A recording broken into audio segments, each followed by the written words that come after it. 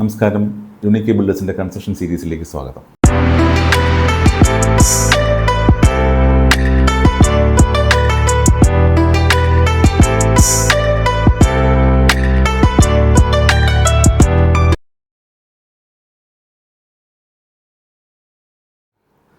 ഇന്നത്തെ ഈ വീഡിയോയിൽ ഞാൻ പറയാൻ ഉദ്ദേശിക്കുന്നത് ഒരു വീട് വയ്ക്കാനുള്ള പ്ലോട്ട് എങ്ങനെ തിരഞ്ഞെടുക്കണം, എന്തായിരിക്കണം അതിൻ്റെ മാനദണ്ഡം. ഇപ്പം നമുക്ക് പല ടൈപ്പ് വീടുകൾ ചെയ്യുന്നവരുണ്ട്. ഇപ്പോൾ ലക്ഷറി വീടുകൾ ചെയ്യുന്ന ആൾക്കാരുണ്ട്, ഒരു മിഡിൽ ക്ലാസ്സുള്ള ആൾക്കാർ ചെയ്യുന്ന വീടുകളുണ്ട്. അപ്പം ഇപ്പോഴത്തെ ഒരു കോസ്റ്റ് പാറ്റേൺ വെച്ചിട്ട് ഒരു വീടെന്ന് പറയുന്ന ഒരു ആവറേജ് എപ്പോഴും 50 ലക്ഷം മുതൽ കോസ്റ്റ് വരുന്ന ഒരവസ്ഥയിലാണ് ഇപ്പം നിൽക്കുന്നത്, generally speaking.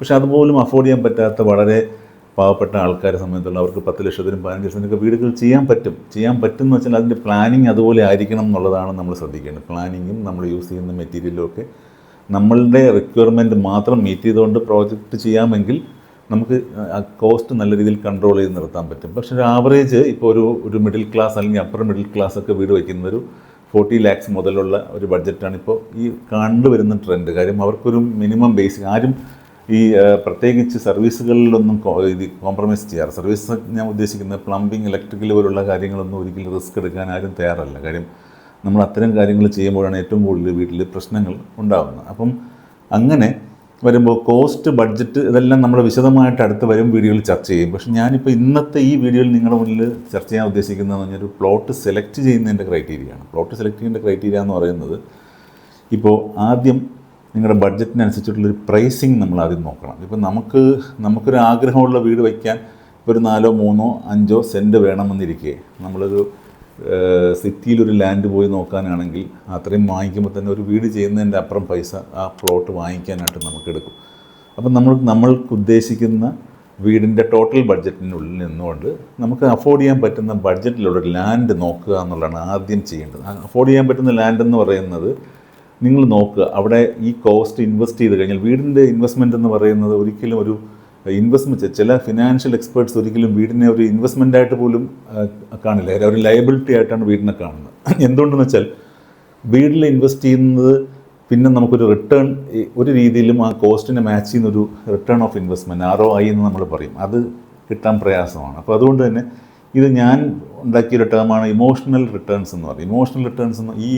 Emotional returns EI എന്ന് നമ്മൾ പറയും, ER എന്ന് നമ്മൾ പറയും. ER എന്ന് പറഞ്ഞു കഴിഞ്ഞാൽ ഇമോഷണൽ റിട്ടേൺസ് ആണ്. ഇതാണ് ഒരു വീടിന് കിട്ടുന്ന വാല്യൂ എന്ന് പറയുന്നത്. ഒരിക്കലും നമുക്ക് ഫിനാൻഷ്യൽ ടേംസിൽ ഒരു വലിയ അസറ്റൊന്നും അല്ല വീടെന്ന് പറയുന്നത്. പക്ഷെ അങ്ങനെ ചിന്തിക്കുമ്പോൾ ഇമോഷണലായിട്ട് നമുക്ക് എന്താണ് നമ്മൾ ഒരു വീട്ടിൽ നിന്ന് നമുക്ക് കിട്ടാൻ ഉള്ള നമ്മുടെ സാറ്റിസ്ഫാക്ഷനാണ് ശരിക്കും പറഞ്ഞാൽ. അവിടെ ജീവിക്കുന്ന, സ്വസ്ഥമായി ജീവിക്കാൻ, നിങ്ങൾക്ക് ചായ്ക്കാൻ ഒരു സ്ഥലം അല്ലെങ്കിൽ ഒരു കൂര എന്ന ഒരു കോൺസെപ്റ്റ് എല്ലാവരുടെയും മനസ്സിൽ, പ്രത്യേകിച്ച് മലയാളികളുടെ മനസ്സിലുള്ളത് കൊണ്ടാണ് ഇത്തരത്തിലുള്ള കാര്യങ്ങളിലേക്ക് നമ്മൾ പോകുന്നത്. ഒരു വീടെന്നൊരു കോൺസെപ്റ്റ് തന്നെ നമ്മൾ കൊണ്ടുവരുന്ന അവിടെ. അല്ലെങ്കിൽ കൂടുതലും ചില രാജ്യങ്ങളിലൊക്കെ ശ്രദ്ധിക്കാം, പല ഡെവലപ്ഡ് കൺട്രീസും ചില രാജ്യങ്ങളിലെ ആളുകൾ ടോട്ടലി വാടക വീടുകളിൽ മാത്രം താമസിക്കുന്ന ആൾക്കാരുണ്ട്. കാര്യം എന്ന് വെച്ചാൽ ഈ ഇൻവെസ്റ്റ്മെൻറ്റ് റിട്ടേൺ ഇല്ലാത്തത് കൊണ്ടാണ്. അതിന് കാൽക്കുലേഷൻ സഹിതം പലരും ബോധ്യപ്പെടുത്തി തരും, വീട്ടിൽ ഇൻവെസ്റ്റ് ചെയ്യുന്നതെന്ന് പറയുന്നത് ഒരു ഇൻവെസ്റ്റ്മെൻ്റ് അല്ല എന്ന് പറഞ്ഞു കൊടുക്കുന്ന ഒരുപാട് ഫിനാൻഷ്യൽ ക്ലാസ്സുകളൊക്കെ നമ്മൾ കേട്ടിട്ടുണ്ട്. പക്ഷേ വീടെന്ന് പറയുന്ന ഒരു ഇമോഷണൽ പ്രോഡക്റ്റുമാണ്, ഒരു ഇമോഷണൽ അസറ്റുമാണ്. ഇമോഷണൽ അസറ്റ് ഇമോഷൻ ഇല്ലാതെ മനുഷ്യനില്ല ശരിക്കും പറഞ്ഞാൽ. നമ്മൾ എന്തൊക്കെ പറഞ്ഞാലും നമ്മൾ ഏത് രീതിയിൽ ഇമോഷൻ അല്ലാത്ത വ്യക്തിയാണ്, അല്ലെങ്കിൽ നമ്മൾ ബിസിനസ് ഓറിയൻറ്റഡ് അല്ലെങ്കിൽ ഒരു അങ്ങനത്തെ മൈൻഡ് എത്ര ട്യൂൺ ചെയ്താലും ഹ്യൂമൻ ബീയിങ്സ് എന്ന് പറയുന്നത് ഇമോഷണൽ ജീവി തന്നെയാണ്. അപ്പോൾ വികാരം നമ്മൾ പറയില്ലേ, വികാര ജീവികളെന്ന് പറയില്ല. അപ്പോൾ അത്തരത്തിൽ ഉള്ളൊരാളെ സംബന്ധിച്ച് വീടെന്ന് പറയുന്നത് അവരുടെ ഇമോഷനെ കൃത്യമായി സ്വാധീനിക്കുന്ന ഒരു കാര്യമാണ്. അപ്പോൾ അങ്ങനെ വരുമ്പോൾ ഇമോഷണലായിട്ട് നമുക്ക് അപ്പോൾ അതാണ് ഞാൻ പറഞ്ഞത്, ബഡ്ജറ്റ് നിശ്ചയിക്കുമ്പോൾ നമുക്കൊരു വീടെന്നുള്ള കോൺസെപ്റ്റാണ് നമുക്ക് നോക്കേണ്ടത്. അല്ലാതെ അതിനപ്പുറത്തേക്ക് അതിൻ്റെ വില കൂടിയ ഒരു സ്ഥലം വാങ്ങിക്കുമ്പോൾ കൂടുതൽ പൈസയും നമ്മൾ അവിടെ ചിലവാക്കി കഴിഞ്ഞാൽ കൺസ്ട്രക്ഷൻ കോസ്റ്റ് ചെയ്യാൻ നമുക്ക് പൈസ ഉണ്ടാവില്ല. പിന്നെ സെലക്ട് ചെയ്യുന്ന ചെക്ക് ലിസ്റ്റ് എങ്ങനെ നോക്കണമെന്ന് വെച്ച് കഴിഞ്ഞാൽ ആദ്യം തന്നെ നോക്കേണ്ടത് ആക്സസിബിലിറ്റിയാണ്. വണ്ടി പോകുമോന്നോ, ഇനിയുള്ള കാലത്ത് കാറില്ലാതെ നമുക്ക് പോകാൻ പറ്റില്ല. അപ്പം വണ്ടി പോകുന്ന കൃത്യമായ സ്ഥലം, കാര്യം എനിക്ക് ഒരുപാട് പേരെ അറിയാം, ഈ വണ്ടി പോകാത്ത സ്ഥലങ്ങളിൽ വീട് വെച്ചിട്ട് അവസാനം വണ്ടി പാർക്ക് ചെയ്യാൻ വേറെ സ്ഥലം വാങ്ങിച്ച ആൾക്കാരെ എനിക്കറിയാം. അത്തരത്തിലുള്ള സിറ്റുവേഷൻസ് നമുക്ക് ഉണ്ടാവാതിരിക്കണമെങ്കിൽ നമ്മൾ ആദ്യം ഫ്യൂച്ചർ വണ്ടി, ഇപ്പോൾ ഓട്ടോ പോകും, മാരുതി കാറ് പോകും, അല്ലെ അങ്ങനെയൊക്കെ പറഞ്ഞ് ചിന്തിക്കാതെ ഒരു വണ്ടി, ഒരു മിനിമം ഒരു കാറ് പോകുന്ന കാറ് ചെന്നാലിട്ട് തിരിച്ചു കൊണ്ടുവരാൻ പറ്റുന്ന രീതിയിലുള്ള ഫസ്റ്റ് ആക്സസ് ഉള്ളൊരു ലാൻഡ് സെലക്ട് ചെയ്യുക എന്നുള്ളതാണ് ഫസ്റ്റ് ക്രൈറ്റീരിയ. പിന്നെ നമ്മൾ നോക്കാനുള്ള കാര്യം എന്ന് വെച്ച് കഴിഞ്ഞാൽ വെള്ളം, ഒബ്വിയസ്ലി കറണ്ട് അവൈലബിൾ ആക്കാൻ പറ്റുന്ന രീതിയിൽ, പക്ഷേ വെള്ളം അവൈലബിലിറ്റി എങ്ങനെയാണെന്ന് നോക്കണം. കൺസ്ട്രക്ഷൻ സൈറ്റിൽ ഇപ്പോൾ കൺസ്ട്രക്ഷൻ നടക്കുന്ന സമയത്ത് വെള്ളം എങ്ങനെ അവൈലബിൾ ആക്കാൻ പറ്റും.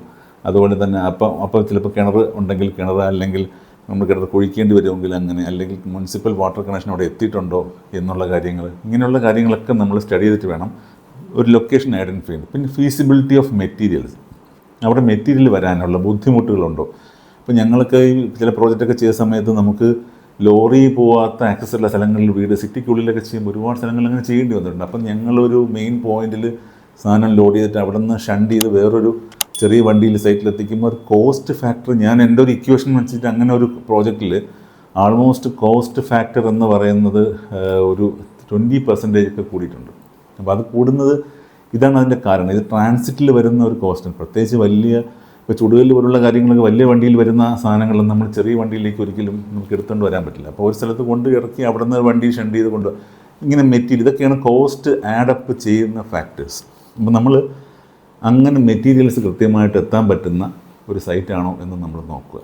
പിന്നെ നമ്മൾ നോക്കാനുള്ളത് സ്റ്റാറ്റുവേറ്ററി ആയിട്ട് അവിടെ ഏത് സോണാണ്, അപ്രൂവൽ കിട്ടുമോ, പ്രത്യേകിച്ച് നോക്കിയിട്ട് വേണം ഒരു സ്ഥലം വാങ്ങാൻ തന്നെ പോകാനുള്ളത്. കാര്യം പലരും സ്ഥലം വാങ്ങിച്ചതിന് ശേഷം അത് അഗ്രികൾച്ചർ സോണാണ്, അവിടെ അപ്രൂവൽ കിട്ടില്ല, നിലമാണ്.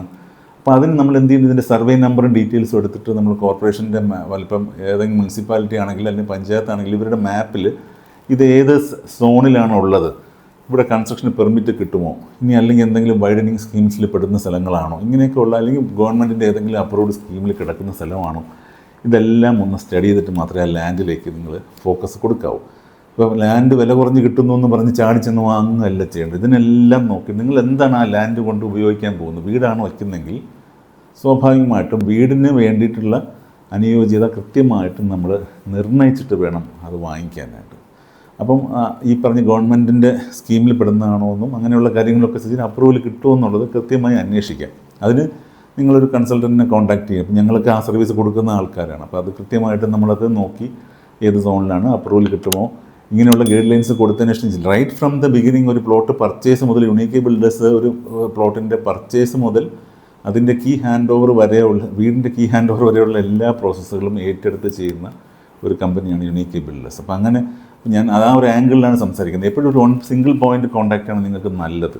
അപ്പോൾ അത് ഇപ്പോൾ യുണീക്ക് ബിൽഡേഴ്സ് പോലെ തന്നെ സിമിലർലി ചെയ്യുന്ന സ്ഥാപനങ്ങളുണ്ടാവാം. പക്ഷേ ഇതിനകത്ത് നമ്മളുടെ എക്സ്പെർട്ടൈസ് എവിടെയാണ് കിടക്കുന്നത്, ഇപ്പോൾ നിങ്ങൾ ഏൽപ്പിക്കുന്ന ആളിന് എത്ര വർഷത്തെ എക്സ്പീരിയൻസ് ഉണ്ട്, എത്ര വർഷം ഈ കാര്യങ്ങൾ ചെയ്യുന്നുണ്ട്, എത്ര വീടുകൾ അവർ ഹാൻഡ് ഓവർ ചെയ്തിട്ടുണ്ടെന്നൊക്കെയുള്ള റെക്കോർഡ്സ് പ്രകാരം വേണം ഒരാളിനെ ചുമതലപ്പെടുത്താൻ. ഇതൊക്കെ വളരെ ഞാൻ വളരെ അൺഹെൽത്തി ആയിട്ടുള്ള ചില പരസ്യ ബോർഡുകളൊക്കെ കണ്ടിട്ടുണ്ട്. അത് ഇത്ര ലക്ഷം രൂപ തന്നാൽ നാളെ വീട് തുടങ്ങാം എന്നൊക്കെ പറഞ്ഞിട്ട് അങ്ങനെയൊക്കെ പറയുന്ന പരസ്യങ്ങളൊക്കെ പലയിടത്തും കണ്ടിട്ടുണ്ട്. അതൊക്കെ ശരിക്കും പറഞ്ഞത് അന്വേഷിക്കുക. ചിലപ്പോൾ അതിനകത്ത് യാഥാർത്ഥ്യം ഉണ്ടാവാം, ചിലപ്പോൾ അങ്ങനെ ചെയ്യാൻ പറ്റുന്നൊരു മിടുക്കനായ ആളായിരിക്കാം. പക്ഷേ സ്റ്റിൽ അവിടെ നിങ്ങൾ ഇത്തരം ട്രാപ്പുകളിലൊന്നും പെടാതെ കൃത്യമായി നമ്മളതിനെ മനസ്സിലാക്കി എന്താണ് നമ്മുടെ ആവശ്യം എന്താണെന്നുള്ളത് കൃത്യമായിട്ട് മനസ്സിലാക്കിക്കൊണ്ട് വേണം നമ്മൾ ഇതിലേക്ക് ഇറങ്ങിത്തിരിക്കുക. അപ്പോൾ ഈ പ്ലോട്ട് സെലക്ഷൻ എന്ന് പറയുന്നത് വളരെ ഇമ്പോർട്ടൻ്റ് ആണ്. ഇനി മൂന്നാമത്തെ കാര്യം, പ്ലോട്ടിൻ്റെ ഒരു പ്രൊഫൈൽ മനസ്സുകൊണ്ട്, സാധാരണഗതിയിൽ ഒരു സോയിൽ ടെസ്റ്റ് ചെയ്താൽ മാത്രമേ നമുക്ക് അവിടുത്തെ ഫൗണ്ടേഷൻ എവിടെ നിർത്തണം, എന്ത് ടൈപ്പ് ഓഫ് ഫൗണ്ടേഷൻ ചെയ്യണം എന്നൊക്കെ എഞ്ചിനീയറിംഗ് മെത്തേഡ് വെച്ച് പറയാൻ പറ്റുള്ളൂ. പക്ഷേ നിങ്ങൾക്കൊരു പ്രിലിമിനറി അസസ് നടത്താം. ഈ പ്രിലിമിനറി അസസിങ് എന്ന് പറയുന്നത് എന്താണെന്ന് പറഞ്ഞാൽ നമ്മൾ ചുറ്റുപാടൊന്ന് നോക്കിയിട്ട് അവിടുത്തെ വീടുകളൊക്കെ ആയിട്ട് അവരുടെ ഫൗണ്ടേഷനൊക്കെ എങ്ങനെയാണ് ചെയ്തിരിക്കുന്നത്, അവിടെ എത്ര ഡെപ്ത് പോയിട്ടുണ്ടെന്നൊക്കെ ചോദിച്ച് അറിയാൻ പറ്റാവുന്ന കാര്യങ്ങളേ ഉള്ളൂ. അതൊരു പ്രിലിമിനറി സർവേ നിങ്ങൾ നടത്തണം. കാര്യം അവിടുത്തെ ഫൗണ്ടേഷൻ നിങ്ങൾ വാങ്ങിച്ചു കഴിഞ്ഞ് ചെയ്തപ്പോഴിപ്പോൾ നമുക്ക് 4 ലക്ഷം രൂപയ്ക്ക് അല്ലെങ്കിൽ 5 ലക്ഷം രൂപയ്ക്ക് ചെയ്യാവുന്ന ഫൗണ്ടേഷൻ ഒറ്റയടിക്ക് 7.5-8 ലക്ഷം രൂപയിലേക്ക് പോയാൽ അത് ബഡ്ജറ്റിൽ ഹൈ ഇമ്പാക്റ്റ് ഉണ്ടാക്കും. അപ്പോൾ അത്തരത്തിൽ സിറ്റുവേഷൻ വരാതിരിക്കാനായിട്ട് നമ്മൾ അവിടുത്തെ ഒരു പ്രൊഫൈൽ, ലോക്കൽ പ്രൊഫൈൽ കൃത്യമായിട്ടൊന്ന് നോക്കണം. അവിടെ എത്ര വീടുകളുണ്ട്, ആ വീടുകൾ ചെയ്തിരിക്കുന്നത് എങ്ങനെയാണ്, ചുറ്റുപാടുള്ള വീടുകളിലെ ഫൗണ്ടേഷൻ ഇരുന്ന് പോയിട്ടുണ്ടോ, അവർ ചെയ്ത ഫൗണ്ടേഷനിൽ ക്രാക്കുകൾ ഡെവലപ്പ് ചെയ്തിട്ടുണ്ടോ, ഈ പറഞ്ഞ ഫൗണ്ടേഷൻ്റെ പ്രശ്നം കാരണം വാളിൽ ക്രാക്സ് ഡെവലപ്പ് ചെയ്തിട്ടുണ്ടോ, ഇങ്ങനെയുള്ള കാര്യങ്ങളെപ്പറ്റി കൃത്യമായ അവബോധം ഉണ്ടാക്കിയതിന് ശേഷം വേണം നമ്മളവിടെ ഒരു വീട് പ്ലാൻ ചെയ്യാനായിട്ട്. അപ്പം ഇത് ശ്രദ്ധിക്കേണ്ട ഒരു കാര്യമാണ്. അപ്പോൾ ഇത്തരം എഞ്ചിനീയറിംഗ് എലിമെൻ്റാണ് ഇതെല്ലാം. പക്ഷേ എഞ്ചിനീയറിംഗ് എലിമെൻറ്റിലേക്ക് ഒരു എഞ്ചിനീയറിനെ പിക്ചറിലേക്ക് കൊണ്ടുവരുന്നതിന് മുമ്പ് തന്നെ ഒരു വസ്തു വാങ്ങുന്ന സമയത്ത് ഒരാൾക്ക് ചിന്തിക്കാൻ പറ്റുന്ന കാര്യങ്ങളെ പറ്റിയാണ് ഞാൻ പറയുന്നത്. അപ്പം ഇത് വളരെ ഇമ്പോർട്ടൻ്റ് ആണ്. പിന്നെ അതുപോലെ ഈ അപ്രൂവൽ കിട്ടുമെന്നുള്ള സ്റ്റാറ്റുവേറ്ററി നമുക്ക് ഫൗണ്ടേഷൻ്റെ കാര്യം നോക്കണം. പിന്നെ സർവീസസ്, വെള്ളം, കറണ്ട്, ഇങ്ങനെയുള്ള കാര്യങ്ങൾ ആക്സസ് ചെയ്യാൻ പറ്റുന്നത് എങ്ങനെയാണെന്ന് നോക്കണം. പിന്നെ ഇതിനകത്ത് നോക്കേണ്ട ഒരു കാര്യം എന്ന് പറഞ്ഞാൽ, ഈ ഭാവിയിലൊരു സിറ്റി ഇപ്പോൾ നാലാമത്തെ കാര്യമെന്ന് പറഞ്ഞു കഴിഞ്ഞാൽ, ഒരു സിറ്റി ഡെവലപ്മെൻറ്റിൻ്റെ ഭാഗമായിട്ട് നിങ്ങളുടെ ഈ സ്ഥലത്തിൻ്റെ വാല്യൂ അപ്രീഷിയേറ്റ് ചെയ്യാൻ സാധ്യതയുണ്ടോ എന്നുള്ളത് കൂടെ നിങ്ങളൊന്ന് നോക്കണം. കാര്യം ഒരു വീട് വെച്ച് കഴിഞ്ഞാൽ പിന്നെ ആ വസ്തു മാത്രമേ അപ്രീഷിയേറ്റ് ചെയ്യപ്പെടുള്ളൂ, അതിൻ്റെ വീടിന് അപ്രീഷിയേഷൻ കിട്ടില്ല ഒരിക്കലും. അതൊരു കോസ്റ്റ് സ്റ്റാഗ്നൻ്റ് ആയിരിക്കും. ഒരാൾ വാല്യൂഷൻ ചെയ്യുന്ന സമയത്ത് വീടിൻ്റെ കോസ്റ്റ് ഇങ്ങനെ കുറഞ്ഞ് വരികയും വസ്തുവിൻ്റെ കോസ്റ്റ് കൂടി വരികയും ചെയ്യുന്ന രീതിയിലാണ് വാല്യൂഷൻ്റെ പ്രൊസീജിയർ. അപ്പോൾ അങ്ങനെ വരുമ്പോൾ എന്താ സംഭവിക്കുന്നത്? ഇപ്പോൾ നിങ്ങൾ വാല്യൂ കൃത്യമായിട്ട് നോക്കിയിട്ട് ഇത് വാല്യൂ ഇപ്പോഴത്തെ വാല്യൂവിൽ നിന്ന് ഒരു 5 വർഷം കഴിയുമ്പോൾ എനിക്കൊരു വാല്യൂ അപ്രീസിയേഷൻ കിട്ടുമോ എന്നുള്ളതും കൂടെ നോക്കിയാൽ പൂർണ്ണമായും നിങ്ങൾക്ക് ആ സ്ഥലം വാങ്ങിക്കാവുന്നതാണ്. അപ്പോൾ സ്ഥലം വാങ്ങിയതിന് ശേഷം അടുത്തത് ചെയ്യേണ്ടത് എന്താണെന്നുള്ളത് അടുത്ത വീഡിയോയിൽ പറയാം. ഇത്രയും പറഞ്ഞുകൊണ്ട് ഈ വീഡിയോ അവസാനിപ്പിക്കുകയാണ്. അടുത്ത വീഡിയോയിൽ വീണ്ടും കാണാം.